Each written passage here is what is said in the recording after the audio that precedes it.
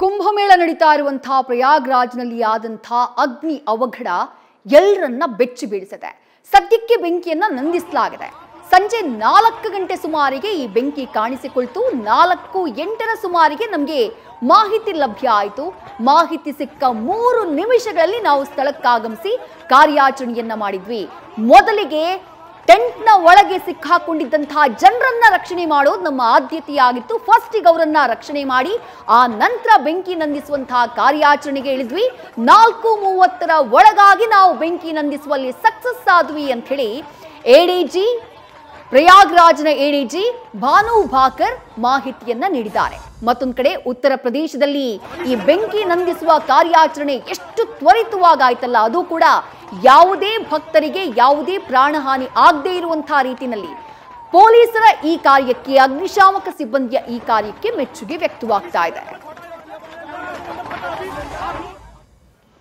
4:08 पे सूचना मिली कि ऐसे एक सिलेंडर फटने से सेक्टर 19 में जो है आग लगी है। तत्कालिक 3 मिनट में हमारे उत्तर प्रदेश पुलिस के, फायर सर्विसेज के और साथ में एसडीआरएफ के, उत्तर प्रदेश पुलिस के, फायर सर्विसेज और डिजास्टर इमरजेंसी सर्विसेज के सभी लोग जो है यहाँ मौके पहुंच गए। मौके पहुंचने के बाद से स्वयंसेवी संस्थान को भी किया गया और उसके बाद सर्वप्रथम लोगों को इवैक्यूएट कर लिया गया। इवैक्यूएट करने के बाद से यहाँ से स्थल को पूरी तरह से खाली कर दिया गया। खाली करने के बाद से जो आग का सोर्स था और जहाँ जहाँ आग फैली थी सभी जगह जो है वहाँ पे तत्कालिक रूप से वो फायर टेंडर्स के सहारे और साथ में फायर एक्सटिंग्विशर के साथ उसको आग को बुझाया गया। 4:30 पे फायर पे पूरी तरह से काबू पा लिया गया था। कहीं भी फायर नहीं बची थी। ये Uttar Pradesh fire services and emergency services, Uttar Pradesh police और साथ में आपके जितने वहाँ और एसडीआरएफ की मदद से किया गया। कोई कैजुअलिटी की रिपोर्ट की?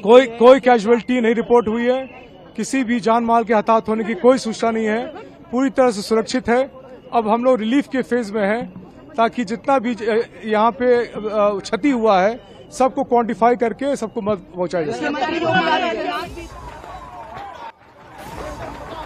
ಎಡಿಜಿ ಭಾನು ಭಾಸ್ಕರ್ ಹೇಳಿದಂತಹ ಮಾತನ್ನ ಕೇಳಿಸಿಕೊಂಡ್ರಿ. ಕೇವಲ 3 ನಿಮಿಷದಲ್ಲಿ ನಾವು ಘಟನಾ ಸ್ಥಳಕ್ಕೆ ಬಂದ್ವಿ. ಮಾಹಿತಿ ಸಿಕ್ಕ ತಕ್ಷಣ 4:30 ಒಳಗಾಗಿ, ಅಂದ್ರೆ ವಿದಿನ್ ಹಾಫ್ ಅನ್ ಅವರ್ ಬೆಂಕಿಯನ್ನ ಸಂಪೂರ್ಣವಾಗಿ ನಾವು ನಂದಿಸಿದೀವಿ ಅನ್ನುವಂತಹ ಮಾತನ್ನ ಹೇಳಿದ್ರು. 2 ದೃಶ್ಯಗಳನ್ನ ನೋಡ್ತಾ ಇದ್ದೀವಿ. ಒಂದು ಕಡೆಗೆ ಇವತ್ತಾಗಿರುವಂತಹ ಅಗ್ನಿ ಅವಘಡ, ಮತ್ತೊಂದು ಕಡೆ ನೀವು ಗಮನಿಸ್ತಾ ಇರೋದು ಪ್ರಯಾಗ್ರಾಜ್ನಲ್ಲಿ ಪ್ರತಿನಿತ್ಯ ಕೋಟ್ಯಂತರ ಜನ ಯಾವ ರೀತಿ ಸಾಗರದಂತೆ ಆಗಮಿಸ್ತಾ ಇದ್ದಾರೆ ಆ ಕುಂಭಮೇಳವನ್ನ ನೋಡೋಕೆ ಅಂತ ಹೇಳಿ. ಮಹಾ ಕುಂಭಮೇಳಕ್ಕೆ ಪ್ರತಿನಿತ್ಯ 1 ಕೋಟಿ, 2 ಕೋಟಿ, 5 ಕೋಟಿ, 10 ಕೋಟಿ ಹೀಗೆ ಜನ ಬರ್ತಿದ್ದಾರೆ ಪುಣ್ಯ ಸ್ನಾನವನ್ನ ಮಾಡೋದಕ್ಕೆ ಅಂತ ಹೇಳಿ. ಅಂತಹ ಜಾಗದಲ್ಲಿ ಸಂಭವಿಸಿರುವಂತಹ ಈ ಅಗ್ನಿ ಅವಘಡ ಒಂದು ರೀತಿ ಎಚ್ಚರಿಕೆಯ ಗಂಟೆ. ಏನು ಬೇಕಾದ್ರೂ ಆಗಬಹುದಾಗಿತ್ತು. ಬೆಂಕಿ ಸಂಭವಿಸಿದೆ ಅನ್ನುವಂತಹ ವದಂತಿ ಹರಡಿನೇ ಕಾಲ್ತುಳಿತ ಆಗುವಂತಹ ಸಾಧ್ಯತೆ ಕೂಡ ಇತ್ತು. ಬಟ್ ಘಟನೆಯನ್ನ ನಿಭಾಯಿಸಿದಂತಹ ರೀತಿಯನ್ನ ಇಲ್ಲಿ ಮೆಚ್ಚಬೇಕು. ಸ್ಥಳೀಯ ಪೊಲೀಸರು ಹಾಗೆ ಸ್ಥಳೀಯ ಆಡಳಿತ ಆ ತಕ್ಷಣಕ್ಕೆ ಕ್ರಮವನ್ನ ತೆಗೆದುಕೊಳ್ಳುತ್ತೆ. ಎಲ್ಲೂ ಜನ ಪ್ಯಾನಿಕ್ ಆಗದೇ ಇರುವಂತಹ ರೀತಿಯಲ್ಲಿ ಕ್ರಮಗಳನ್ನ ತೆಗೆದುಕೊಳ್ಳಲಾಗುತ್ತೆ. ಮೊದಲಿಗೆ ಟೆಂಟ್ನ ಒಳಭಾಗದಲ್ಲಿ ಸಿಕ್ಕಾಕೊಂಡಿದ್ದಂತಹ ಜನರ ರಕ್ಷಣೆಯನ್ನ ಮಾಡಲಾಗುತ್ತೆ.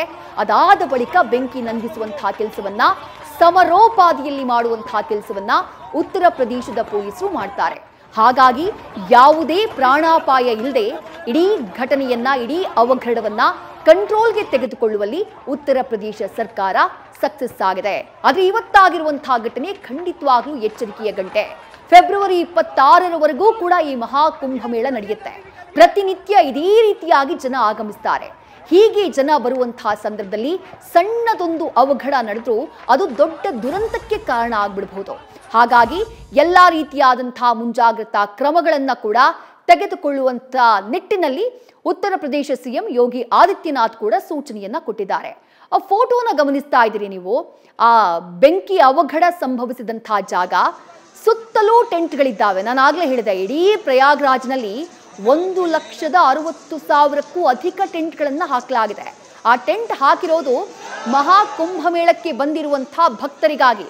ಆ ದೃಶ್ಯದಲ್ಲಿ ಗಮನಿಸ್ತಾ ಇದ್ದೀರಲ್ಲ ನೀವು, ಅಷ್ಟು ಎಷ್ಟು ಸಂಖ್ಯೆಯಲ್ಲಿ ಪ್ರತಿನಿತ್ಯ ಕೋಟ್ಯಂತರ ಸಂಖ್ಯೆಯಲ್ಲಿ ಭಕ್ತರ ಆಗಮನ ಆಗ್ತಾ ಇದೆ.